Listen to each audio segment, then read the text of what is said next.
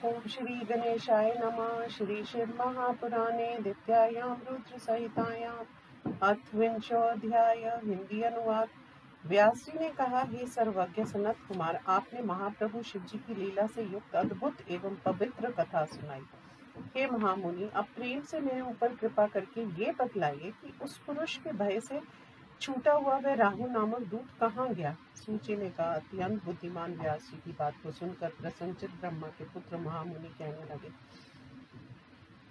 सनत कुमार जी ने कहा, उसने राहु को वरवर देश में छोड़ा, अंत वह वरवर हटलाने वाला हो गया। ऐसी भूलूप में प्रसिद्धि है। वह अपना दूसरा जन्म हुआ है ऐसा मानता हुआ विनम्र तथा घमंड रहित होकर धीरे धीरे जलंधर के नगर को गया। वहां जाकर उसने हे व्यास जी, शिव जी के व्यवहार को विस्तार से दैत्यराज को सुनाया। दैत्यराज बलवान सिंधु पुत्र जलंधर ये सुनकर क्रोध से व्याकुल हो गया। इस प्रकार क्रुद्ध हुआ वह दैत्यराज अपने सैनिक दैत्यों को युद्ध के लिए तैयार करने लगा। जलंधर ने कहा, काल नेमि शुंभ निशुंभ आदि सभी दैत्य अपनी अपनी सेनाओं को लेकर निकल पड़े। कंभू में वंश में उत्पन्न दाहुर्द, कालक, कालगय, मौर्य, धौर्म ये सभी करोड़ करोड़ वीरों को लेकर आ जाएं। इतनी आज्ञा देकर प्रतापी असुरपति सिंधु पुत्र करोड़ों सेनाओं से घिरा हुआ शीघ्र निकल पड़ा। उसके आगे दैत्य गुरु शुक्र तथा सिर कटा हुआ राहु चला। चलते समय वेग से दैत्यराज का मुकुट भूमि पर गिर पड़ा। उस समय भूमि ऐसी शोभित हो रही थी जैसे वर्षा ऋतु में बादलों से आकाश तथा मृत्यु सूचक अनेक अशकुन होने लगे। उसके इस प्रकार प्रयत्न को देखकर इंद्र आदि देवता छिपकर शिव जी के घर कैलाश पहुंचे। वहां जाकर शिव जी को देखकर इंद्र आदि सभी देवताओं ने हाथ जोड़कर सिर झुकाकर उनकी स्तुति की। देवताओं ने कहा, देव देव महादेव दयालु शिव जी, महेशान, आपको नमस्कार है। हम शरणागतों की रक्षा कीजिए। हे प्रभु, जलंधर द्वारा किए गए उपद्रवों से हम घबरा गए हैं। उसने इंद्र आदि सभी देवताओं को अपने अपने पदों से हटाकर भूलोक में भेज दिया। हे प्रभु, आप देवताओं की इस आपत्ति को क्यों नहीं जान रहे हैं?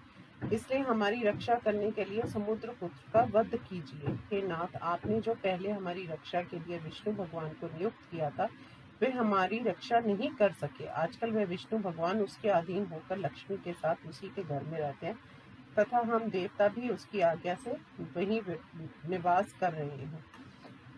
हे शिव जी, हम छिपकर आपके पास आए हैं।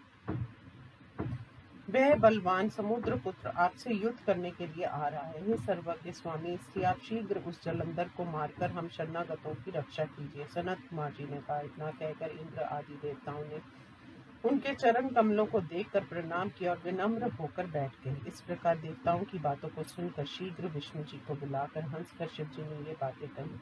शिव जी ने कहा, हे महाविष्णु, ऋषिकेश जलंधर से प्रताड़ित देवता व्याकुल होकर मेरी शरण में आए हैं। हे विष्णु जी, आपने युद्ध में जलंधर को क्यों नहीं मारा और अपना वैकुंठ छोड़कर आप उसके घर चले आए हैं? मैंने तो आपको सज्जनों की रक्षा और दुष्टों के वध कार्य में नियुक्त किया था। सनत कुमार जी ने कहा। शिव जी के इन वचनों को सुनकर गरुड़ ध्वज भगवान विष्णु विनम्र भाव से हाथ जोड़कर कहने लगे। विष्णु जी ने कहा, आपके अंश से उत्पन्न होने के कारण तथा लक्ष्मी का भाई होने के कारण मैंने उसे युद्ध में नहीं मारा। अब आप उसे मारें। हे देवेश, वह महाबली महावीर सभी देवताओं तथा दूसरों को भी जीतने वाला है। मैं आपसे सत्य कह रहा हूँ। मैंने देवताओं के साथ बहुत समय तक उसके साथ युद्ध किया। मेरा कोई भी उपाय उस दैत्यराज पर नहीं चला। उसके पराक्रम से प्रसन्न होकर मैंने उससे वर मांगो कहा। ऐसा सुनकर उसने उत्तम वर मांगा। मेरी बहन तथा देवताओं के साथ आप मेरे घर में निवास कीजिए और हे महाविष्णु, आप सदा मेरे अधीन में रहिए। इसलिए मैं उसके घर चला गया। सनत कुमार जी ने कहा। इस प्रकार विष्णु जी की बातों को सुनकर दयालु भक्त वत्सल महेश्वर शिव जी प्रसन्न होकर कहने लगे। शिव जी ने कहा, हे विष्णु, आप देवताओं में श्रेष्ठ हो, आप आदर से मेरी बात को सुनिए। मैं निस्संदेह जलंधर दैत्य को मारूंगा। आप और देवता असुरों के स्वामी जलंधर को मारा समझकर अपने पदों पर चले जाइए। सनत कुमार जी ने कहा। शिव जी की इस बात को सुनकर विष्णु भगवान संदेह रहित होकर अपने स्थान को चले गए। हे व्यास जी, इसी बीच वे अत्यंत पराक्रमी दैत्यराज युद्ध के लिए तत्पर दैत्यों के साथ कैलाश पर्वत के पास पहुंच गया। बहुत बड़ी सेना से कैलाश पर्वत को घेर कर काल के सदृश व सिंह गर्जना करने लगा। दैत्यों के शब्दों का कोलाहल सुनकर खलों का विनाश करने वाले महामाई शिवजी अत्यंत क्रोधित हुए और लीला कौतुक करने वाले शिवजी ने नंदी आदि महाबली अपने गणों को युद्ध करने के लिए आदेश दिया। नंदी, गणेश, कार्तिकेय आदि सभी गणों को युद्ध के लिए प्रेरित किया। वे सभी गणों के स्वामी तथा गण क्रोधित होकर युद्धोचित शब्दों को कहते हुए युद्ध करने के लिए आ गए। उसके बाद कैलाश की निचली भूमि पर प्रथम प्रमथ गणों का अस्त्र शस्त्रों के साथ आपस में घोर युद्ध हुआ। वीरों को प्रसन्न करने वाली भेरी, मृदंग तथा शंखों के और हाथियों, घोड़ों, रथों के शब्दों से पृथ्वी कांपने लगी। शक्ति, तोमर, बाण, मुसल, पास, पटिशों से आकाश मोतियों से परिपूर्ण की भांति शोभित होने लगा। मरे हुए हाथी, घोड़ों, पैदलों से पृथ्वी शोभित हो रही थी। जिस प्रकार व्रज द्वारा आहत पहाड़ों से भूमि पहले शोभित हुई थी, प्रमथों द्वारा मारे हुए दैत्यों और दैत्यों द्वारा मारे हुए गणों के रक्त, मांस, वर्षा के कीचड़ से उस समय भूमि अगम्य हो गई थी। प्रमथों द्वारा मारे हुए दैत्यों को शुक्राचार्य ने मृत संजीवनी के प्रयोग से बार बार जीवित कर दिया। ये देखकर व्याकुल एवं भयभीत शिवजी के गणों ने शिवजी को शुक्र के व्यवहार की सूचना दी। ये सुनकर भगवान रुद्र ने महान क्रोध किया, 10 दिशाओं को जलाते हुए भयंकर तथा अति रौद्र हो गए। उसके बाद रुद्र के मुख से अत्यंत भयंकर कृत्या उत्पन्न हुई, जिसकी जांघें ताल वृक्ष के समान लंबी थी, गुफा के समान मुक्ता और स्तनों के आघात से जो पेड़ों को गिरा देती थी। हे मुनिवर, वह भयंकर कृत्या शीघ्र ही युद्ध भूमि में आई और महान असुरों को खाती हुई युद्ध भूमि पर विचरण करने लगी।